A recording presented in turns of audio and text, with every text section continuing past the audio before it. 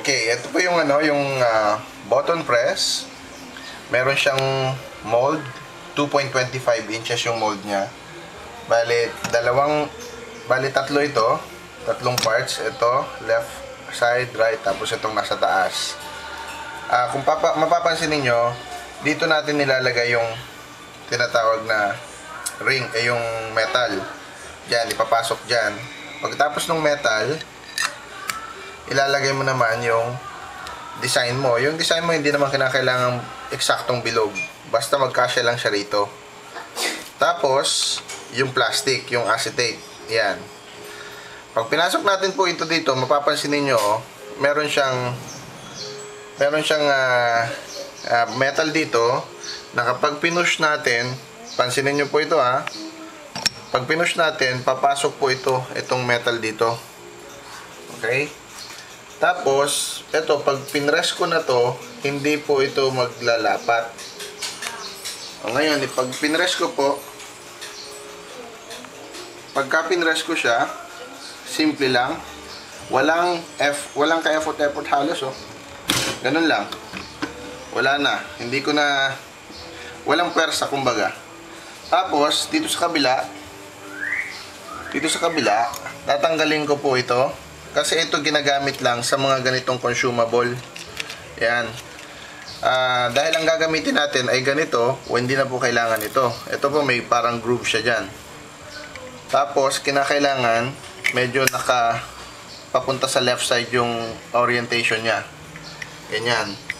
Okay, pag nilagay na po natin to dito, pansinin nyo naman, kung mapapansin niyo ito yung bakal dito. Pag pinush natin po ito, iikot yan at lulusot dun sa may pinakang butas. Tingnan nyo. Eto, pumasok na po yung bakal dito. Ibig sabihin, pag pinrest po natin ito, maglalapat na ito. Lalapat siya. Okay, ngayon, pag ito pinrest natin, hawak ko to dito. Hawak ko po ito dito. Tapos, pag pinrest natin, parang dalawang step Una, medyo yung ilapat nyo muna. Ayan, nakita nyo, naglapat na siya, Naglapat na siya. Pagkatapos, merong follow up. So, tingnan nyo, pagka pinrest ko, eto na po yung medyo madiin ng konti. Yun po. Ganun lang. Hindi naman po kinakailangan bigla. Tapos, iangat natin yan. Pag tinignan natin, perfect yung pagkakagawa. Okay. Ulitin ko po ulit ito po ang very important. Pag pinasok po natin ito dito, dapat maglalapat ito. Lalapat ng tama. Pag ito naman, pinush natin dito, dapat ito at saka ito ay hindi. Kasi ang sikreto nandito sa dito. Kung yung button press po ninyo ay hindi gano'n na nangyayari, kinakailangan po ninyong i-adjust ito. Ito, i-adjust nyo yan at saka ito. Okay. So, ganyan po yan. Ngayon, maglalagay po ulit ako. Ito. Lagay tayo.